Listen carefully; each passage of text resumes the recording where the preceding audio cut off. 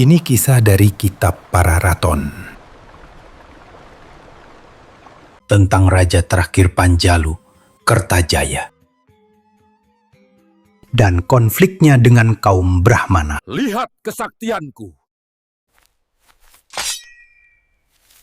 Kenapa kalian tak menyembahku?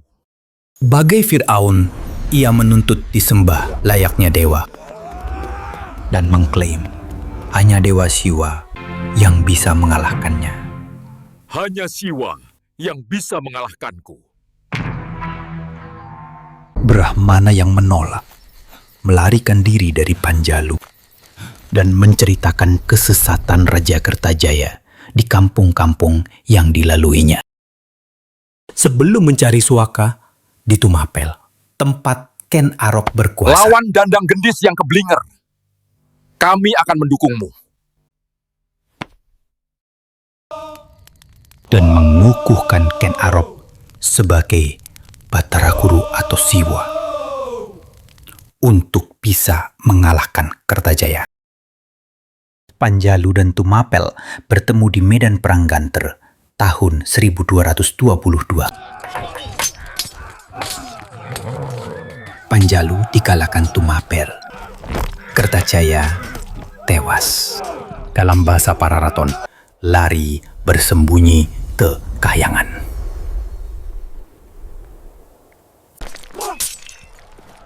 Tumapel menang.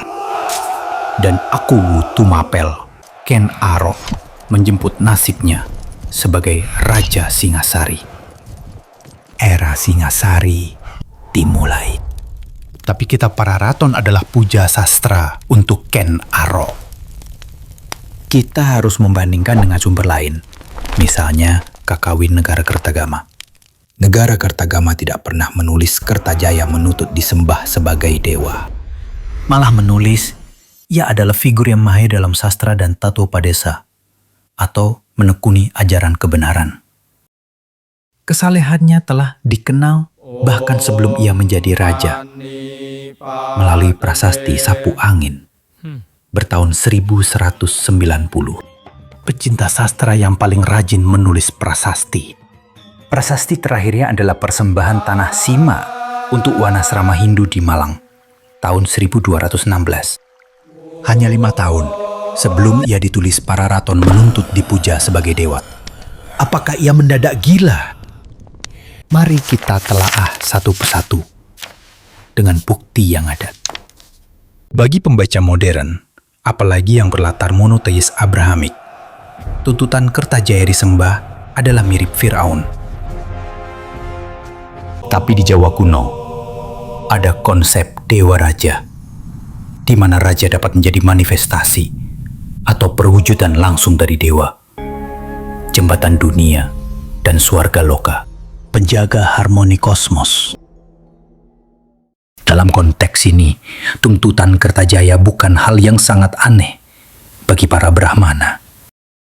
Tapi, Dewa Raja bukanlah mekanisme satu arah. Sebagai penjaga harmoni, raja harus paham keseimbangan, mampu menakar kepuasan dan kebahagiaan. Apakah ada ketidakseimbangan di Panjalu? Apakah ada yang sedang tidak bahagia? Pararaton memberi bocoran. Para Brahmana kecewa karena hak-haknya dikurangi. Tidak jelas apa penyebabnya. Negara Ketagama tidak membahas soal ini. Kita perlu perspektif lain yang lebih luas. Ada banyak hal baru terjadi di Panjalu. Ekonomi yang tumbuh karena perdagangan, struktur sosial yang berkembang. Kelompok sosial baru yang sedang agresif. Ini mengguncang tatanan lama.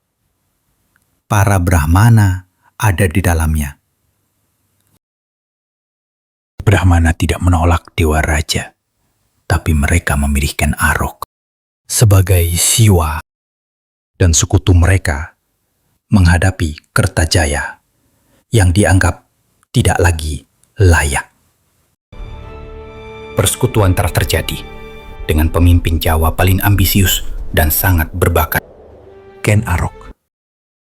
para Brahmana terlibat penuh dalam penggusuran Kertajaya. Kertajaya tidak bisa bercerita. Ia adalah halaman lama yang harus dibuang.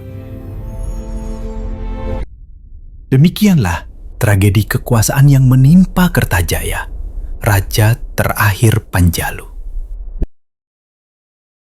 Jika kakeknya, Jayabaya, disebut namanya dalam setiap pergantian penguasa di negeri ini, maka nama Kertajaya diabadikan menjadi nama kereta api kelas ekonomi premium.